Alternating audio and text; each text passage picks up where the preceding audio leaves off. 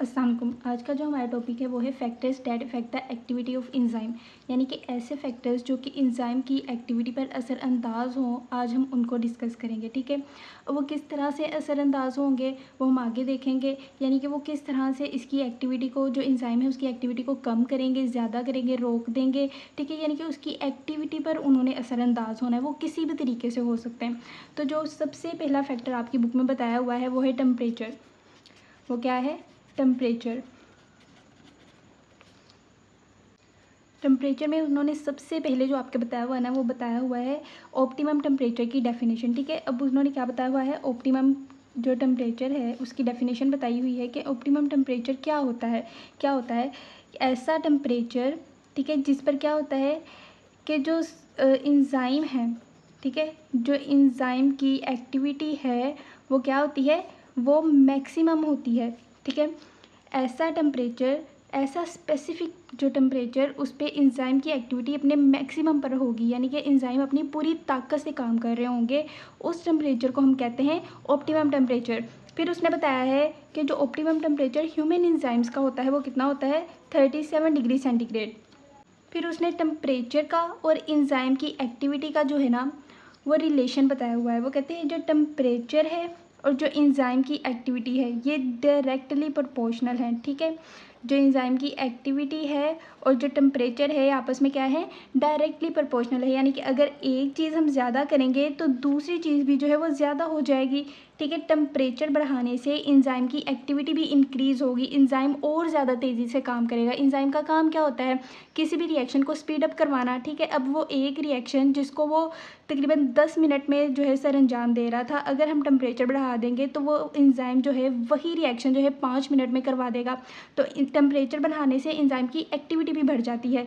लेकिन अब यहाँ पर एक जो समझने की बात है कि टेम्परेचर एक स्पेसिफिक हद तक ही बढ़ाना है जहाँ पर इंजाइम की एक्टिविटी अपनी मैक्सिमम पर होगी, यानी कि पूरी कुव्वत से इंजाइम काम कर रहे होंगे, ठीक है, जिसको हमने ऑप्टिमम टेम्परेचर कहा है। लेकिन अगर टेम्परेचर ऑप्टिमम टेम्परेचर से भी बढ़ा दिया जाए तो इंजाइम की एक्टिविटी बढ़ने की बजाय क्या होगी? डिक्रीज़ होना शुरू हो जाएगी। इसी पॉइंट को उन्होंने आपकी बुक में एक ग्राफ की फॉर्म में जो है ना वो बता दिया है, तो हम उस ग्राफ को भी देख लेते हैं। अब ये ग्राफ है, ठीक है। इधर क्या होगा? टेम्परेचर है और इधर जो है वो इंजाइम एक्टिविटी है, ठीक है, या फिर आप रिएक्शन रेट भी बोल सकते हैं, इंजाइम एक्टिविटी या फिर रिएक्शन रेट। अब इसमें उसने क्या कहा है? कि ये जैसे हम ऊपर जाते जाएंगे, ठीक है, इंजाइम एक्टिविटी इंक्रीज़ होती जाएगी और जैसे ही हम इधर को जाते जाएंगे टेम्परेचर भी इंक्रीज़ होता जाएगा। अब उसने जो है ना 20, 30, 37, 40 इस तरह से बता दिया और हमने कहा कि ह्यूमन इंजाइम की मैक्सिमम जो एक्टिविटी होती है, जो उसका ऑप्टिमम टेम्परेचर है वो क्या है? 37 डिग्री सेंटीग्रेड है। तो अब इस पर क्या होगा? 37 डिग्री सेंटीग्रेड पे इंजाइम एक्टिविटी अपनी पीक पर होगी, ठीक है। तो अब ये बिल्कुल ऐसे उसने बना दिया है, ठीक है। अब ये यहाँ पर अपनी पीक पे है, ठीक है, क्या है यहाँ पर? वो अपनी पीक पर है। अब फिर हमने कहा कि एक ऐसा स्पेसिफिक टेम्परेचर जिस पर क्या होगा? इंजाइम अपनी मैक्सिमम एक्टिविटी परफॉर्म करेगा, उसको हम क्या कह रहे हैं? Optimum temperature. फिर हमने जो दूसरी बात की कि क्या होगा कि अगर हम टेम्परेचर ऑप्टिमम टेम्परेचर से भी आगे ले जाएं, अब ये हम जो है टेम्परेचर और आगे ले गए हैं, 40 तक ले गए हैं, तो अब इंजाइम एक्टिविटी बढ़ेगी नहीं। ये पहले बढ़ रही थी ना, अब ये बढ़ेगी नहीं। अब क्या होगी? ये कम होना शुरू हो जाएगी, ये डिक्रीज़ होना शुरू हो जाएगी, ठीक है। अब ये डिक्रीज़ क्यों होगी? हमने कहा था इंजाइम जो होते हैं वो क्या होते हैं? वो प्रोटीन इन नेचर होते हैं। अब प्रोटीन किससे मिलके बनती है? अमाइनो एसिड से मिलके बनती है। अब जो अमाइनो एसिड्स हैं वो ऐसे ही तो नहीं आके जुड़ जाते ना, अमाइनो एसिड्स को जुड़ने के लिए जो है वो कोई बॉन्ड्स की ज़रूरत होती है, ठीक है। ये अमाइनो एसिड्स आपस में बॉन्ड्स के थ्रू जो है वो जुड़े होते हैं। तो अब जैसे ही हम टेम्परेचर बढ़ाते हैं ना, तो ज़्यादा टेम्परेचर 37 से ऊपर जब हम टेम्परेचर ले जाते हैं ना, तो ये बॉन्ड जो है वो ब्रेक होना शुरू हो जाते हैं, अमाइनो एसिड्स बिखर जाएंगे, प्रोटीन का स्ट्रक्चर जो है वो तबाह हो गया। इंजाइम क्या थी? प्रोटीन थी। अब इंजाइम का स्ट्रक्चर भी जो है तबाह हो गया, टेम्परेचर ऑप्टिमम टेम्परेचर से ऊपर जो है आखिर हमने इंक्रीज़ किया तो एंजाइम का स्ट्रक्चर जो है वो डिस्टर्ब हो जाएगा। और इसको हम कहेंगे जब एंजाइम का जो स्ट्रक्चर है, कौन सा स्ट्रक्चर था एंजाइम का, ज़रा याद करें, हमने इसकी कैरेक्टरिस्टिक्स में पढ़ा था, हमने कहा था ये ग्लोबुलर स्ट्रक्चर होता है। एंजाइम का स्ट्रक्चर क्या था? ग्लोबुलर स्ट्रक्चर था। तो टेम्परेचर बढ़ाने से अमाइनो एसिड्स के दरमियान जो बॉन्ड से वो टूट के प्रोटीन जो थी वो डीनेचर होगी, और इसी तरह इसका ग्लोबुलर स्ट्रक्चर भी जो है वो तबाह हो गया और एंजाइम क्या हो गए? डीनेचर हो गए, यानी कि डीनेचरेशन होगी एंजाइम्स की। ठीक है, इस प्रोसेस यानी कि एंजाइम तो डीनेचर हुए हैं, लेकिन इस प्रोसेस को, एंजाइम के डीनेचर होने के प्रोसेस को हम क्या बोलते हैं? डीनेचरेशन बोलते हैं। यानी कि एंजाइम ने अपना स्ट्रक्चर जो है वो खो दिया है, अब एंजाइम किसी काम का नहीं रहा। यही वजह है कि एंजाइम की एक्टिविटी और इंक्रीज़ होने के बजाय जो है वो कम होना शुरू हो जाती है, क्योंकि एंजाइम अब काबिल इस्तेमाल नहीं रहा। अब जो दूसरा फैक्टर है हमारे पास वो है पीएच। ठीक है, ये भी सेम टेम्परेचर की तरह है। ठीक है, यानी कि एक ऐसा जो है ना वो पीएच होगी, हर एंजाइम के लिए डिफरेंट होगी। जैसे हमने ह्यूमन एंजाइम्स के लिए टेम्परेचर की बात की थी ना कि 37 डिग्री सेंटीग्रेड ही वो टेम्परेचर होगा जिस पे एंजाइम अपना मैक्सिमम वर्क करेंगे। इसी तरह एक पीएच होती है, स्पेसिफिक पीएच होती है, जिस पे क्या करता है, एंजाइम की जो एक्टिविटी होती है ना वो अपने मैक्स पर होती है, वो मैक्सिमम एक्टिविटी होती है, और उस स्पेसिफिक पीएच को जो है वो हम ऑप्टिमम पीएच बोल देते हैं। ठीक है, जिस तरह वहाँ पर हम ऑप्टिमम टेम्परेचर बोल रहे थे, यहाँ पर उसको ऑप्टिमम पीएच बोल देंगे।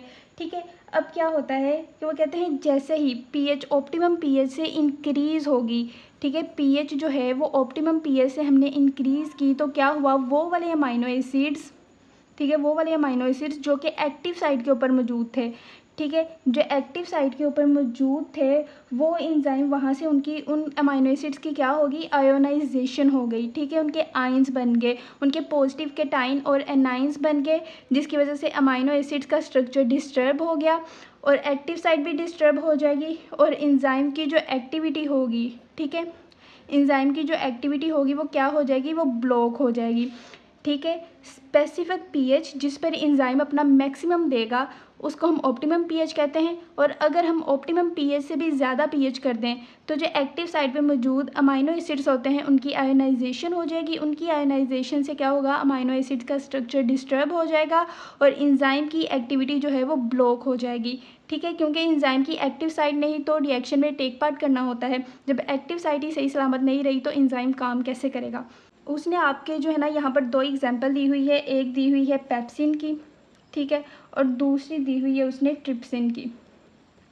अब ये जो दोनों एंजाइम है ये डाइजेस्टिव एंजाइम्स हैं। पेप्सिन जो है वो स्टमक में होता है, ठीक है, और जो ट्रिप्सिन है वो स्मॉल इंटेस्टाइन में होता है, यानी कि आपकी छोटी आंत में होता है। अब हमें पता है स्टमक में क्या होता है? HCl होता है, और HCl क्या है? एसिडिक इन नेचर है। ठीक है, एसिडिक है, यानी कि स्टमक में जो पीएच होगी वो एसिडिक होगी। ठीक है, अब आपने अगर जो पीएच स्केल पढ़ा हो तो आपको पता होगा पीएच स्केल में क्या होता है, ये 7 है जिसको हम कहते हैं न्यूट्रल पीएच। ठीक है, जिसको हम क्या बोलते हैं? Neutral pH. अगर तो 7 से पीएच इंक्रीज़ होगी, 8, 9, 10, 14 तक जाती है। ठीक है, अगर तो 7 से पीएच इंक्रीज़ होगी तो हम कहेंगे अब क्या है? अल्कलाइन पीएच है। ठीक है, या फिर हम इसको जो है वो बेसिक पीएच भी बोल देते हैं।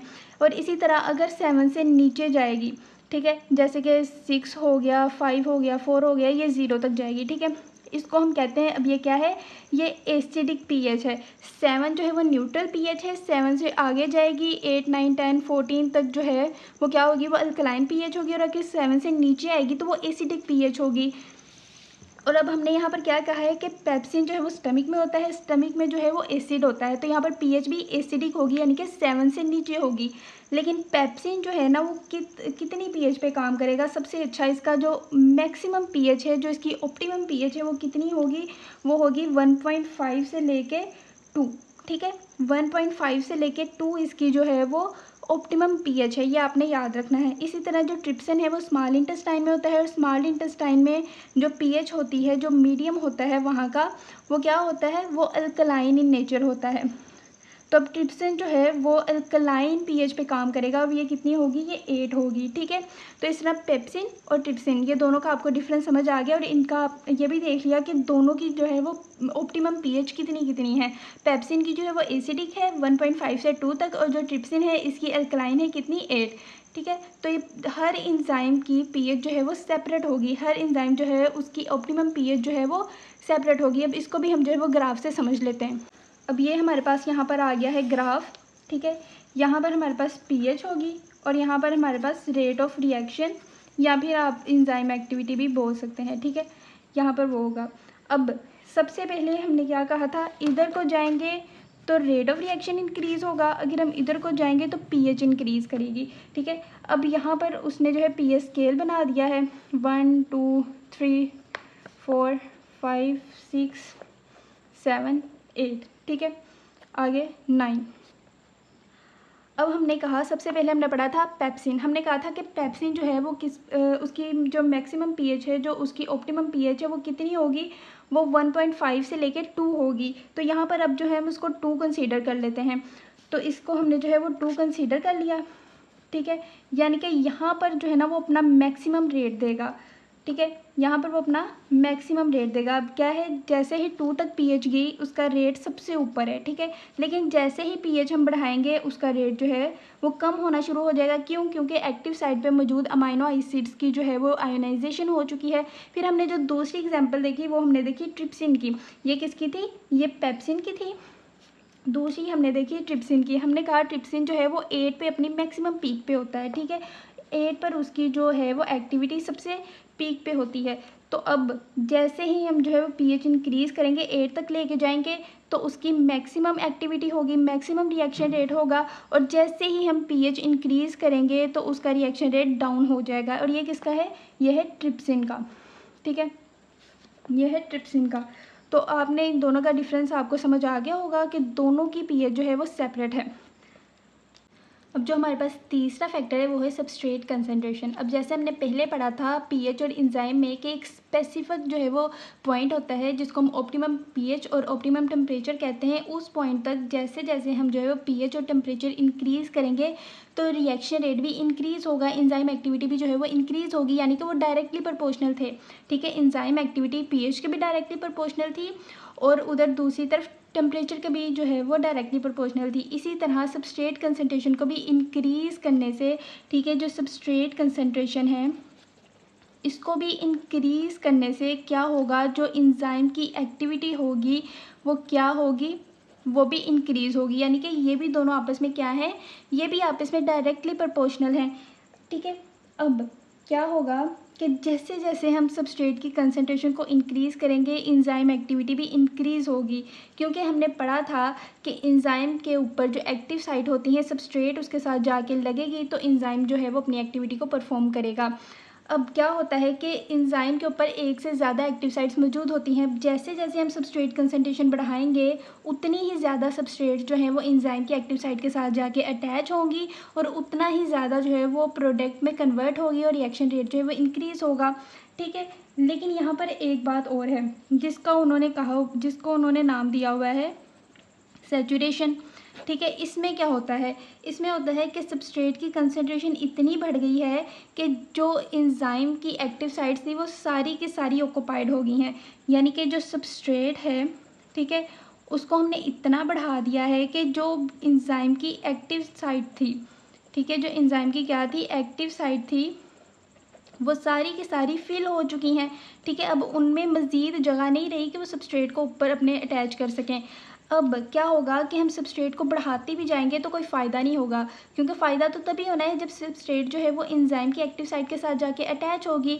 लेकिन अब एक्टिव साइट्स तो एंजाइम की सारी फिल हैं। अब सबस्ट्रेट को फिर हम मज़ीद बढ़ाते भी रहें तो ये एक्टिव साइट के साथ जाके अटैच नहीं हो पाएंगी। तो अब सबस्ट्रेट को बढ़ाने से एंजाइम एक्टिविटी बढ़ेगी नहीं बल्कि वहीं पर रुकी रहेगी और इसको हम कहते हैं सैचुरेशन। और इसको उन्होंने ग्राफ में इस तरह से बताया हुआ है, ये ग्राफ है, ठीक है। यहाँ पर वही रेट ऑफ रिएक्शन है और यहाँ पर हमारे पास जो है वो सबस्ट्रेट की कंसंट्रेशन आ जाती है, ठीक है। अब क्या होता है, वो कहते हैं जैसे जैसे हमने सबस्ट्रेट की कंसंट्रेशन बढ़ानी है वैसे वैसे रेट ऑफ रिएक्शन बढ़ेगा, क्योंकि ये आपस में डायरेक्टली प्रोपोर्शनल है। लेकिन हमने कहा एक पॉइंट जो है वो बीच में ऐसा भी आता है जिसको हम क्या कहते हैं, सैचुरेशन। जिसमें क्या होता है कि एंजाइम की जितनी भी एक्टिव साइट है वो सारी फिल हो चुकी होती हैं, ठीक है, वो सारी क्या होती हैं, वो फिल हो चुकी होती हैं। अब यहाँ से आगे एंजाइम का जो रेट है, जो रेट ऑफ रिएक्शन है या फिर एंजाइम की एक्टिविटी है, वो बढ़ेगी नहीं बल्कि वो स्टिल वहीं पर रहेगी, ठीक है। और इस पॉइंट को हम कहते हैं सैचुरेशन, जहाँ पर सबस्ट्रेट की कंसनट्रेशन बढ़ाने से भी कोई फ़र्क नहीं पड़ेगा क्योंकि एंजाइम की एक्टिव साइट सारी की सारी पहले ही ऑलरेडी फिल हो चुकी हैं, ठीक है। अब हम इसको बुक से भी देख लेते हैं। सबसे पहले हमने टेम्परेचर की बात की, हमने कहा जो ऑप्टिमम टेम्परेचर होता है जिसमें एंजाइम अपना मैक्सिमम वर्क जो है वो करते हैं वो 37 डिग्री सेंटीग्रेड है। और अगर हम उससे जो है वो टेम्परेचर को मज़ीद बढ़ा दें तो एंजाइम रेट जो है वो ज़्यादा नहीं होगा, रेट ऑफ रिएक्शन ज़्यादा नहीं होगा, वो बल्कि क्या होगा, कम होना शुरू हो जाएगा। क्यों कम होना शुरू हो जाएगा? क्योंकि एंजाइम का जो ग्लोबुलर स्ट्रक्चर है वो लॉस्ट हो जाएगा, वो डिस्ट्रॉय हो जाएगा, वो डीनेचर हो जाएगा, ठीक है। दूसरा हमने पीएच पढ़ ली, हमने कहा पीएच भी जो है वो ऑप्टिमम पीएच पे जो है ना एंजाइम जो है वो सबसे अच्छा वर्क करेगा। फिर हमने पेप्सिन और ट्रिप्सिन की देख ली कि पेप्सिन की जो है वो 1.5 से 2 होती है, ट्रिप्सिन की 7.8 होती है या फिर 8 भी आप लिख सकते हैं, ठीक है। और अगर हम इससे ज़्यादा बढ़ाएंगे, ठीक है, तो क्या होगा कि रिएक्शन रेट कम होना शुरू हो जाएगा। क्यों? क्योंकि एंजाइम की एक्टिविटी यहाँ पर ब्लॉक हो जाएगी अमाइनो एसिड जो होंगे उनकी आयनाइजेशन की वजह से। फिर हमने पढ़ा सबस्ट्रेट कंसनट्रेशन के जैसे जैसे हम सबस्ट्रेट की कंसनट्रेशन को बढ़ाएंगे उस तरह रिएक्शन रेट भी बढ़ता जाएगा। लेकिन एक पॉइंट ऐसा आएगा जहाँ पर क्या होगा कि कोई भी फ्री एक्टिव साइट जो है वो नहीं बचेगी, ठीक है। जो एंजाइम की फ्री एक्टिव साइट्स हैं वो फिल हो चुकी होंगी सारी की सारी। अब जो है सबस्ट्रेट को मज़ीद बढ़ाने से कोई फ़ायदा नहीं होगा, उसको हम कहते हैं सैचुरेशन। यहाँ पर अब जो है ना कोई इंक्रीज़ नहीं होगा, लेकिन हाँ डिक्रीज़ भी नहीं होगा, जैसे हमने पहले पढ़ा ना पीएच और टेम्परेचर में, क्योंकि वहाँ तो उनके स्ट्रक्चर डिस्ट्रॉय होना शुरू हो गए थे। यहाँ पर ऐसा कुछ नहीं होगा। अब यहाँ पर सबस्ट्रेट आखिर हम मज़ीद बढ़ाते भी जा रहे हैं ना, तो सबस्ट्रेट को वेट करना पड़ेगा कि जो पहली सबस्ट्रेट एंजाइम के ऊपर लगी हुई है वो प्रोडक्ट में कन्वर्ट हो, एंजाइम की एक्टिव साइट फ्री हो, फिर हम जाके उधर अटैच हो और हमारे साथ भी रिएक्शन एंजाइम का स्टार्ट हो, ठीक है। तो जो सबस्ट्रेट पड़ी होंगी एक्स्ट्रा उनको वेट करना पड़ेगा, इसलिए यहाँ पर जो है वो सैचुरेशन हो चुकी होती है। तो आज जो है वो हमने फैक्टर्स जो इफ़ेक्ट करते हैं एंजाइम एक्टिविटी को वो भी डिस्कस कर लिया। नेक्स्ट हमारा सिर्फ इसका लास्ट एक ही जो है वो रह गया टॉपिक एंजाइम इनहिबिशन का। इंशाल्लाह नेक्स्ट लेक्चर में हम इसको भी कवर कर लेंगे। तब तक के लिए अल्लाह हाफिज़।